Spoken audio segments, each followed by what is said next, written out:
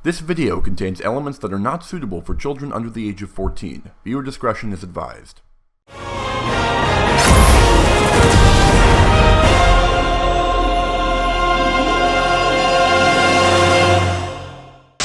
When the last time you asked for sparkling or still? Why you trying to act like you was beginning sparkling water before you came out here? You're such a freaky, I'm a real freak. I've been alluding to this all year, so I might as well just say it outright. 2018 was the year that radio stations became so out of touch that it stopped being funny. It's been 24 hours, I need more hours with you. There have been divisions in the world of popular music for as long as it's existed, but I think we can now officially say that pop music has reached a schism. The Hot 100 is no longer the product of approximately what music the people listen to the most. It's now made up of a bizarre fusion of what people actually want to hear, as well as what record industry hacks want people to want to hear. Two wholly separate musical ecosystems coexisting side by side. Do you really think that Girls Like You was a #1 hit for 7 weeks because people actually like it? Of course not. It only stayed at #1 because it spent 16 weeks as the most popular song on the radio, which, need I remind you, is only allowed to play songs that can be neutered down to the point where 3rd graders can safely listen to them on the bus ride into school. Well, except this. I take prescriptions to make me feel okay. Yeah, I heard that one unedited on the radio almost every day this year, and I still haven't completely wrapped my head around that. But Lucid Dream seems to be the radio's singular concession, because in a pop landscape dominated by Migos, Travis Scott, and Lil Baby, pop radio is determined to dig in their heels and force-feed you nothing but the same hollow, edgeless fluff they've been running into the ground for decades. And trust me, when the radio digs in their heels, they dig in deep.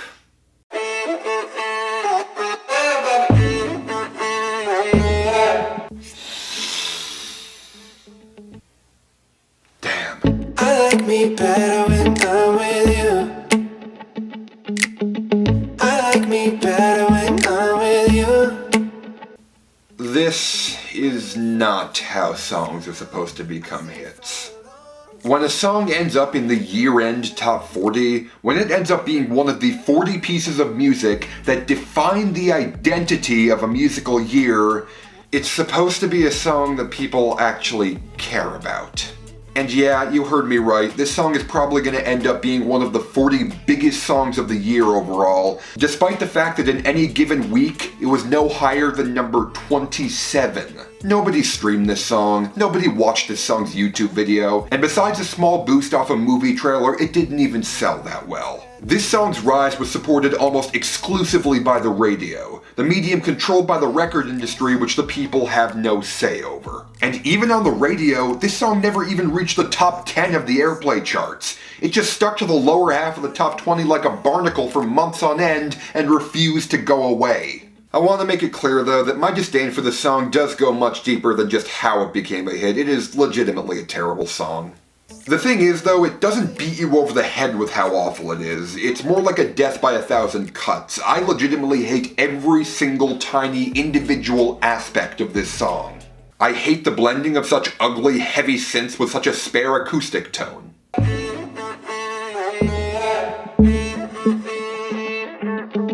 To be young and in love in New York City. I hate loud, stupid, white bread voice and lyrics. Do not know who I am, but still know that I'm good long as you're here with me. I hate the tone and vocal blending on the chorus. I knew from the first time I stayed for a long time, cause I like me better when I hate this drop.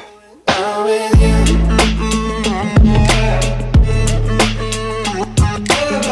I hate those snaps.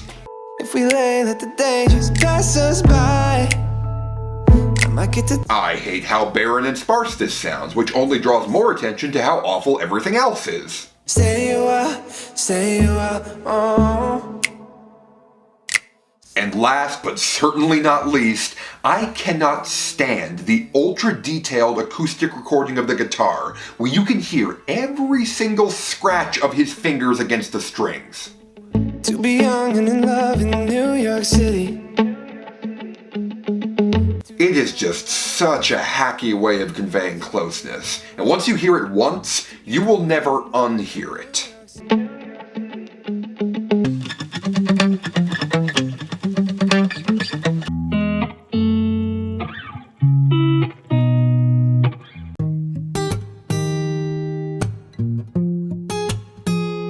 Now, I'm sure that some of you guys are wondering why this song is so low on here, lower than more obvious choices like Freaky Friday and Friends. I'll admit, it was a tough call. The background behind Freaky Friday makes it reprehensible, and Friends fails on so many levels that I totally forgot to mention in the last video that they spelled the name of the song wrong in the chorus. Want me to spell it out for you? F-R-I-N-D-S. Yep, that's pretty insane, and I easily could have made fun of that. And there's the problem. Friends and Freaky Friday are higher on this list because they're spectacular train wrecks of singles that deserve to be mocked and scorned. This is just nothing. It's the same type of generic filler the radio has been forcing on the world for years now, like a mindless machine, continuing to carry out its programming despite the fact that it hasn't served anyone for years. And in a time where so many established musical conventions are becoming obsolete, this song looks every day like nothing more than a pathetic, dying gasp. Oh, and it also literally sounds like a pathetic, dying gasp. I like me better when I'm with you. I'm a real freak, I need a real freak. I'm a sick fuck, I like my dick nut. I like my dick nut, I'll buy you a sick truck. Brand new whip, got no keys. Tell them my clothes, no starch, please. Soon as I nut, you can go leave. Got M's in the bank, like yes, indeed. It probably seems kinda weird to you guys that I got all the way to number 4 on this list before I finally put a mumble rap song on here. In fact, every single song on this list so far has been an actual pop song, depending on how far you're willing to stretch the definition of pop. This is kind of ironic, considering the common consensus seems to agree that 2018 was the year that pop music as we know it died, to be replaced with downbeat, mumbling trap rap as the new dominant format of popular music. So why has the new normal of music been so underrepresented so far? Simple. Because if this is a genre with so little substance that even its fans can't stick to the same song for more than a couple weeks or so, then I feel confident in saying that this isn't a genre worth representing on my list. I know that that's a very broad statement that a lot of people will take issue with, and I know that there is good trap rap out there. But on the whole, not only were the majority of hip-hop offerings this year awful, but most of them were completely interchangeable with one another. Every single time the charts turned over this year, the Hot 100 would be awash with a new wave of mumble rappers bubbling up from deep within SoundCloud, all doing the exact same thing. Just some blurry, mush-mouthed flexing or whining over a basic ambient beat that droned, thudded, or otherwise sighed its way in one ear and out the other. They'd edge into the bottom of the top 40, stay there for a few weeks, and then immediately fade into irrelevance as the teenagers on SoundCloud got bored and moved on to their new toys. The only reason that more of them aren't on this list is because even though mumble rap itself was a tidal wave this year, hardly any individual song made enough of an impact to even come close to making the year-end list. And to be honest, out of all of these guys, I think Lil Baby might just be the worst of them. It astonishes me that out of the entire freshman class of 2018, Lil Baby seems to be the one who's actually sticking around. Because, I swear, his normal voice is the exact same voice that I use when I'm trying to mock these guys. I'm getting money like I'm from the 80s, man. Dre about to drop, man. This shit gon' go crazy. They know I'm the truth, coming straight from the basement. I'm straight as a street, man. I come from the pavement. I mean, how the hell does anybody accept this guy as a legitimate artist? I genuinely want to know that.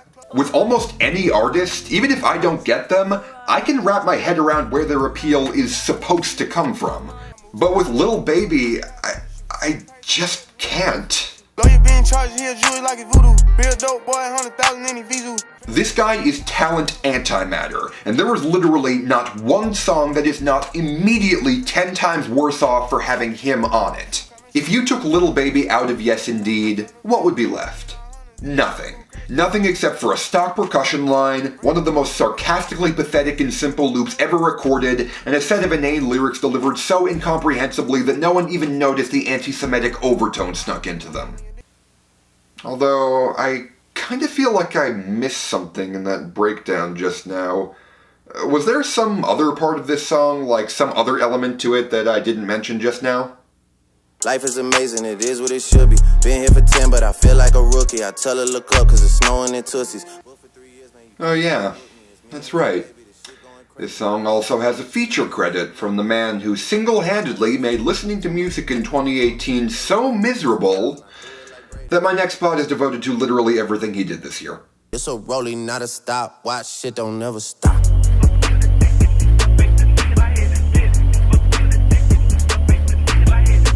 If you took all the laziness, lack of energy, and interchangeability of all the SoundCloud rappers of 2018 and somehow managed to boil them down to one person, then you'd get none other than the single most successful musician not just of 2018, not just of the decade, but of any musical act of the past 50 years.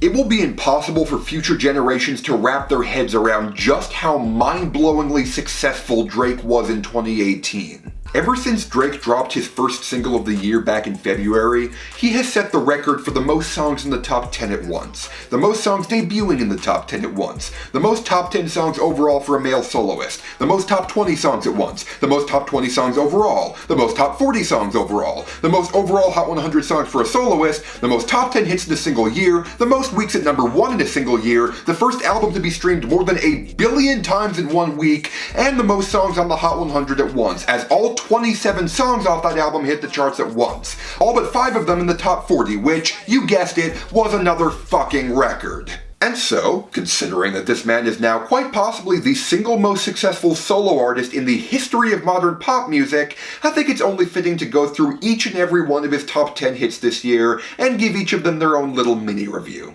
Let's get to it. 901 Shelby Drive, look alive, look alive. Alright, to start off, we here see Drake using his power to shine the spotlight on a promising new up-and-comer who proves that he knows his way around the mic, while Drake sits in the corner and whines about how people say mean things about him if he stops putting out music for 5 minutes. I've been gone since like July, niggas acting like I died. So I guess this tells us that Drake doesn't pump out all this music because he's just overflowing with ideas for it, but because he gets triggered if people stop paying attention to him for more than a few minutes. Duly noted. Have me out like a light, ayy, like a light, ayy. And here we see the king of hip-hop exercising rule over his domain, as he demonstrates to the good Sir Travis Scott that his musical ideas are far too interesting and dynamic, and that the only way to win over the hearts and minds of people is to drone and mumble about taking Xanax on a plane, as you sound like that's exactly what you're doing. Because Lord knows we were short on songs about Xanax this year. Kiki, do you love me? Are you riding? Ah yes, the song of the summer, a #1 hit for 10 weeks, and the viral phenomenon that swept across the country, and all because some girl twerked outside a moving car and Will Smith danced on a rooftop. Do you ever just take a minute to reflect on what this is going to look like in the history books? I hold back, sometimes I won't, yeah. I feel good, sometimes I don't, like. Song of the year, I guess. Well, credit where credit is due, I do kinda like this one. And it does answer the question of how all this happened. Apparently this was just all part of God's plan. Though, based on some of the stuff coming up, I'd say we're dealing less with an New Testament God and more with an Old Testament brimstone and fire type God. But I'm getting ahead of myself. Diplomatic immunity, fuck 'em. Yeah, let's all be honest, I completely forgot this song existed, and so did you. Dile que tú eres mía, mía, tú sabes que eres mía, mía. Wow.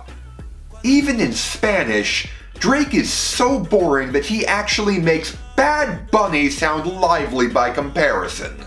Bebé, yo soy fan de tu caminar. Te doy todo lo mío, hasta mi respirar. Wow. Hey, I gotta stay in my zone. Honestly, you'd think that rather than turning out yet another dull, oversimplified, no effort, nothing of a song, a collaboration between Drake and Migos, two of the biggest names in music, might actually accent the most interesting and dynamic parts of their personality. I couldn't even make it to the end of that sentence. Missing out on my years. There's times when I wish I was where I was back when I used to wish I was here. Oh my god. You actually did it. actually had the balls to sample Mariah Carey, one of the most talented vocalists alive, and to use her as background noise as you spit out the same boring, monotonous, simple flows that you always do to bitch and whine once again about how bad people are to you. Bravo, sir. I was not aware that it was possible to be that shameless. Oh, but that is just the tip of the iceberg of shamelessness. Because on the track listing on the album, this song, with these beautiful vocal samples in it, comes almost immediately after... Gotta give me that shit, dog. Prayed, then I prayed again, baby, man, Lord. Had a moment, but it came and went. They don't like it no more. Yep. With no Mariah Carey to back him up, this is the type of beat that Drake makes on his own. Oh, yeah. Love my brothers, cut them in on anything, peace. By God, I think we found it. I think we have found what all modern music sounds like to people who hate modern music. Got a bubble on my other hand. I already did a whole long rant about this song in my top 20 ranking for fall 2018. Check that out if you want my full thoughts. But I'd still like to point out just what a scathing indictment of the American public this song is. This was the first full song on the album, so it made sense that it would debut high on the charts, but there was no excuse for it to become a legitimate hit with staying power. This was a song that people were duped into listening to, and then they chose to keep returning to it over and over again. There's only so many times a toddler can stick a fork into an electric socket before you start to wonder if something might be wrong with it. That's all I'm saying. It don't matter to me.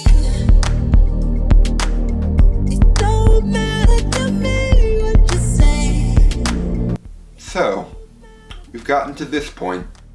Drake is so desperate for success that he'll pay huge sums of money to Michael Jackson's estate to get access to Jackson's unused vocal samples from his unfinished dance tracks, which then get made into a miserably dour trap song which gets released as a single with Jackson's name plastered all over it.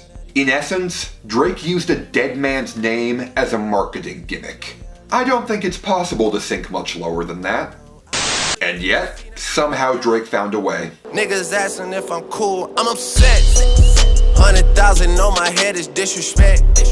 In 2018, Drake revealed that he had a secret son who he's been hiding from the world for years. This is a song about what a pain in the ass it is to pay child support. Can't go 50-50 with no hope. Every month, I'm supposed to pay her bills and get her what she want. I still got like 7 years of doing what I want. My dad still got child support from 1991. Screw you, Drake. As far as music goes, you were my least favorite thing about being alive this year, in every sense of the word.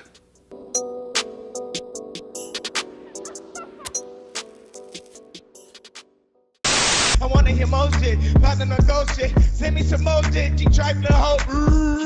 You're such a freaky girl.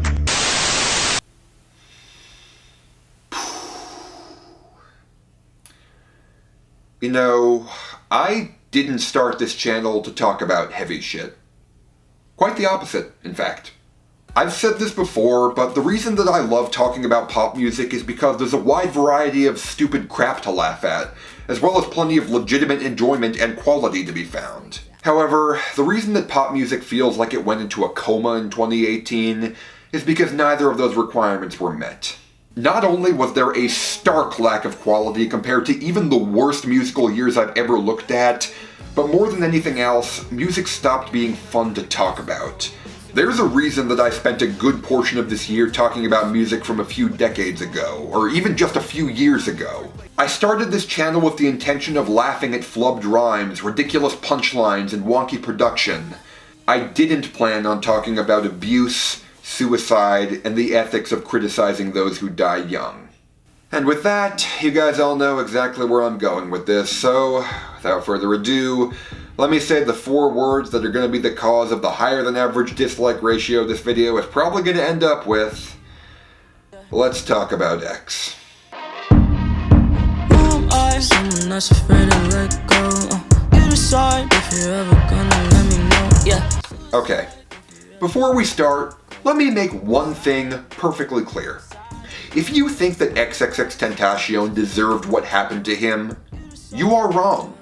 Nobody, under any circumstances, deserves to die at the age of 20. He had his entire life to turn things around, and his death was indisputably a tragedy. However, on the other side of the coin, you are equally wrong if you try to defend or excuse the horrible crimes that X committed during his life. It doesn't matter if towards the end he said he was going to turn things around. That doesn't make his actions, which include gaslighting and physically assaulting his pregnant girlfriend, any less monstrous. I won't sugarcoat it. XXXTentacion was a scumbag during his lifetime, and I only pray for him in the same way that Kesha prays for Dr. Luke. Of all people, I think Jidenna, the guy who made Classic Man, said it best. If Malcolm X was killed at the age of 20, he would have died an abuser, a thief, an addict, and a narrow-minded, depressed, and violent criminal, so I believe in change for the young. Setting his personal life aside, I'll also admit that I have kind of a weird respect for XXXTentacion as an auteur. I reevaluated his discography after his death, and while I still dislike almost all of it, I do acknowledge how varied, unique, and personal it was. X seemed like a fascinating person, and in a world where there are so many completely indistinguishable SoundCloud rappers, you'd almost never mistake him for anyone else. Off the top of my head, I can honestly only think of one single song of his that isn't distinctly and uniquely his own. It's just a shame that that song is also his biggest hit. I gave her everything, she took my heart and left me lonely. I've heard a lot of people say that they would ordinarily hate this song, but they can't quite bring themselves to condemn it because they enjoy the beat too much. And yeah, I'll admit that this is not a bad beat. This is one of the only XXXTentacion beats which is more mainstream and catchy, unlike the weird experimental shit he did in his other songs. I've seen it baffle so many people. Why does this beat work so much better for them than X's other beats? Well, this is why.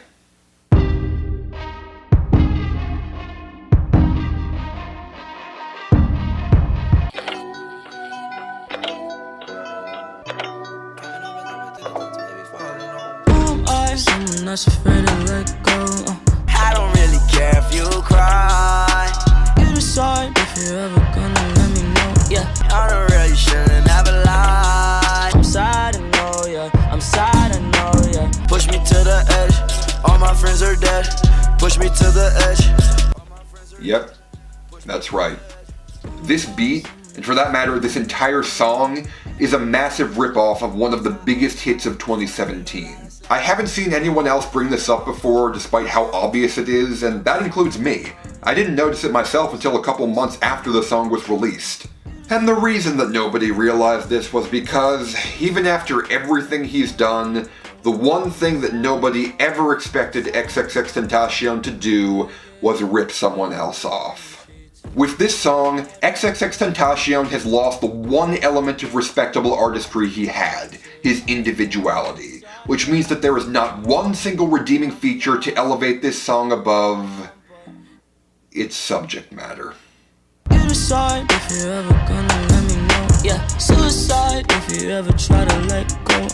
I'm sad, I know, yeah. I'm sad, I know, yeah. I'll keep this short. This song is not worth my time, so here it goes. I've been in an abusive relationship before. When I was in high school, I met a girl who lied to, manipulated, and mistreated me for years, and I didn't cut her off because she told me that I was the only thing keeping her from killing herself. Because of her, I went through high school without ever having a real relationship, and because of that ordeal, I have trust issues and social anxiety to this day. It was an experience that I wouldn't wish upon my worst enemy, and the thought of X doing this to his pregnant girlfriend, who this song was written about, infuriates me almost beyond comprehension. Fuck this song, fuck everyone involved in making it, fuck the people who made it a #1 hit, and fuck the fact that this somehow isn't even the worst hit song from this year. Let's get to the dishonorable mentions before I throw up. I'm sad, I know, yeah.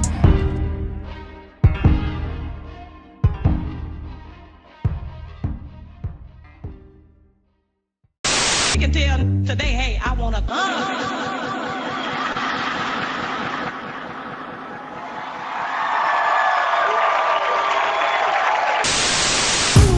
Moonlight, mood lights, moves like J-Lo. Nash. Yet another artist who I never expected to see on the charts again. I originally had this song on the list proper, but everything I hate about this song, I Like Me Better did worse, so I decided to give it a pass.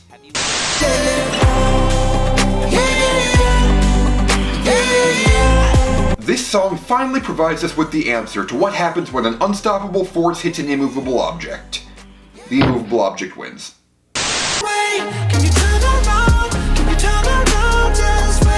I feel like everyone kind of forgot about this one because Girls Like You stole its thunder, and that's a shame because this is so much worse than Girls Like You that it's comical.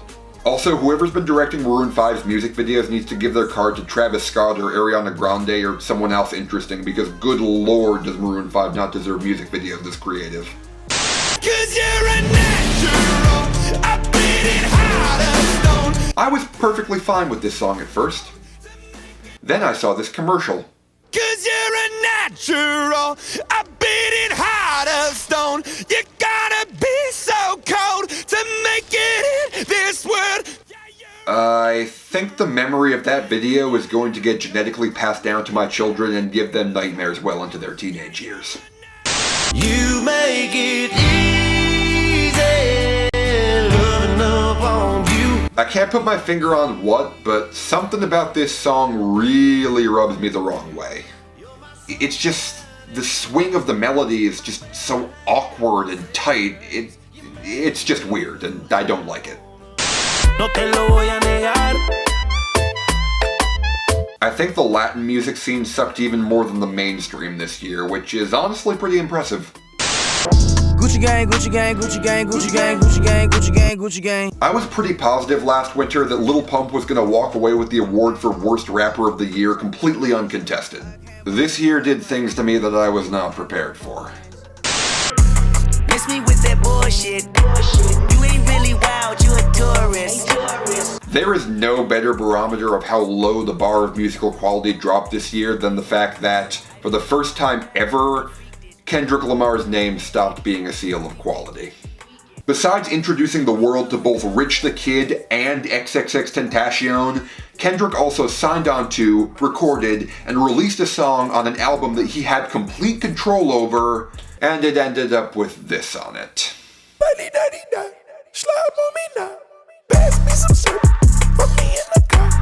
We are a fallen people. It's to the point where I love and I hate you, and I cannot change you, so I must replace you. This is the song that our kids are going to make fun of us for letting get popular 30 years from now. Let me just make that perfectly clear. I don't understand this. You're changing, I can't stand it. I was planning on putting this on the list for the longest time, but I took it off because this song wasn't a hit. Not really. If X hadn't died, then this would have debuted moderately high off the album, charted for like 9 weeks, and then no one would ever think about it again. So instead of devoting a whole section to talking about it, instead, let's quickly count down. Baby, I don't understand this. You're changing, I can't stand it. My heart can't take this damage. And the way I feel, can't stand it. Girl, you're making it hard for me. This is gonna be on another year-end list. This is gonna be on another year-end list. This is gonna be on another year-end list. I don't wanna be alive.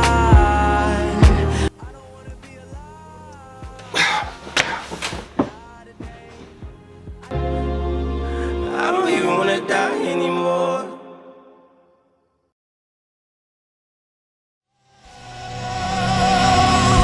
It's the final countdown.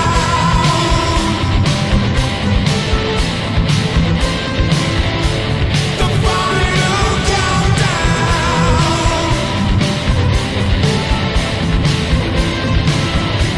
The final countdown.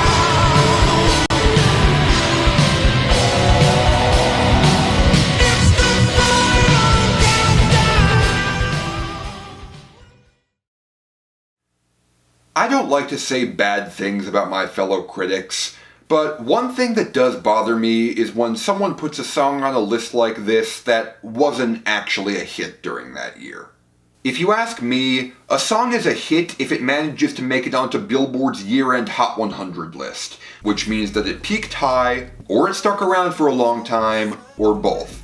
I recognize that that's just a me thing, but I do find it disappointing when someone talks about a song that didn't make the year-end list on one of these rankings. I first noticed this pet peeve when I was watching the Double Agent's list of the worst hit songs of 2015. One of the songs he talked about on that list was Stimulated, a song where Tyga brags about having sex with a 17-year-old Kylie Jenner. He put it on there because, in his own words, "The day I cut an actual, literal pedophile anthem some slack is the day I resigned." And while, yeah, I get that he was really outraged and just had to get that out, I still don't think the song belonged on a list of worst hit songs. The song was a random track that didn't chart anywhere on a mixtape that didn't even touch the album charts, and that's not a hit, that's the fringiest fringe there is. I definitely agree that Stimulated was one of the worst songs of 2015, but a hit implies that people actually bought it, and in this case, no one did. I mean, let's be real, I don't think the American public would give a hit song to an honest-to-God pedophile, especially a song about his pedophilia. I mean, I know the American public has been sinking to pretty low lows as of late, but I still don't think they would do something that heinous, am I right?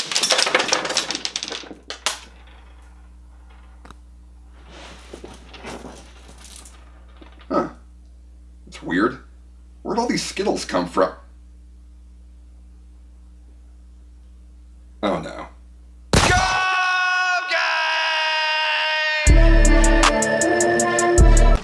No, no, no, no, no!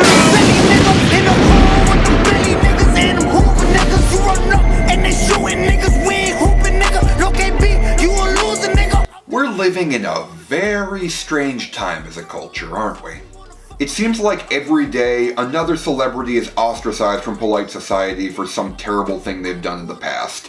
And while many of them rightfully deserve the scorn they get, there are others who are able to get away with it almost completely scot-free. And that latter category is where you'll find the majority of popular musicians. It seems like every year we get a new round of degenerate scumbags mixed into the bag of normal up-and-coming rappers, and everyone just sort of pretends like there's nothing weird about that at all. One of 2018's hot new rappers was Tekashi 6ix9ine, who hit the mainstream in 2017 after becoming a living meme, being christened the final boss of SoundCloud. Presumably, this isn't only because of his almost sarcastically ludicrous appearance, but because in 2015, 6ix9ine was charged with a crime that was extreme even for a SoundCloud rapper. These charges stemmed from him recording and distributing several videos of he and his friend with a naked 13-year-old girl doing several things that I'm not comfortable going into detail about. All you need to know is that, while the girl didn't do anything explicit to 6ix9ine directly, he was certainly complicit and involved in what was going on. Now, while this is one of the worst crimes that any artist with a top 5 hit has ever committed, that alone would not be enough to get him onto this list. This is a list of the worst songs of the year, not the worst artists. I put R. Kelly on my best hit songs of 2007 list, and he's been accused of things just as bad as Tekashi over here. And judging based on sound and performance alone, Gummo wouldn't even be in my top 5. I certainly do not like the way this sounds, but I recognize that that's because it doesn't cater to my personal taste. I like many types of hip-hop, but throaty belting is not one of them. I pull up with a stick, I let that shit hit. Shut up, but I fuck that nigga, bitch. Even based on lyrics, this song wouldn't be in the top 5. It's nothing but a bunch of typical aggro screaming cliches. Well, all except for one line. Now, typically, I wouldn't call a song the worst song of the year because of just one line. But typically, that line isn't someone who is caught pelvic thrusting behind a naked 13-year-old girl saying this. I don't fuck with no old hoes, only new hoes. Put my dick in the backbone, I pass it to my bro.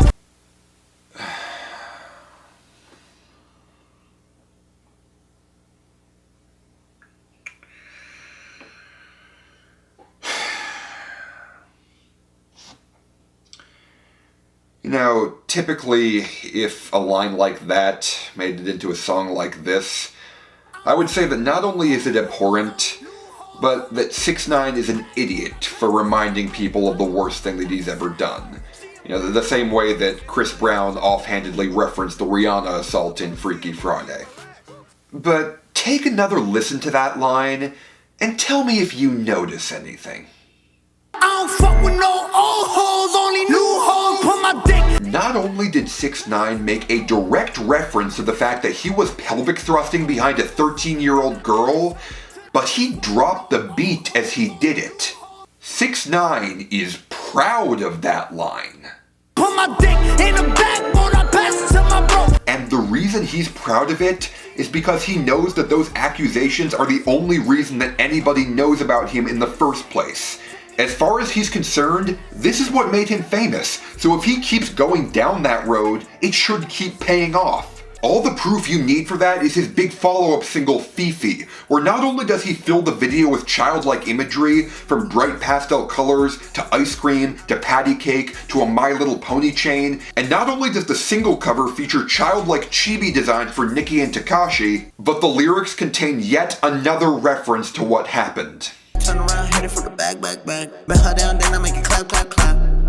He's not shying away from what he did, he's playing into it, and using it to strengthen his image. As far as 6ix9ine is concerned, being outed as a child molester was nothing but a great branding opportunity for him. And the worst part of all of this is that not only does he think of it that way, but so does the music industry. This guy now has 4 top 40 hits to his name. He's collaborated with big names like Kanye West, Young Thug, and Nicki Minaj, and he's just released a proper studio album. And this isn't an R. Kelly situation where he had been involved with the music industry for years before the accusations went public. This is a guy who screwed around with a 13-year-old, who makes songs where he references the fact that he screwed around with a 13-year-old, who is accepted into the music industry because he's popular, because he makes songs where he references the fact that he screwed around with a 13-year-old. And when you've gotten to the point where you're defending a documented pedophile who wears that label as a badge of honor, you've really got to take a good hard look in the mirror and seriously question what it is that you stand for. Gummo by 6ix9ine. The worst hit song of 2018.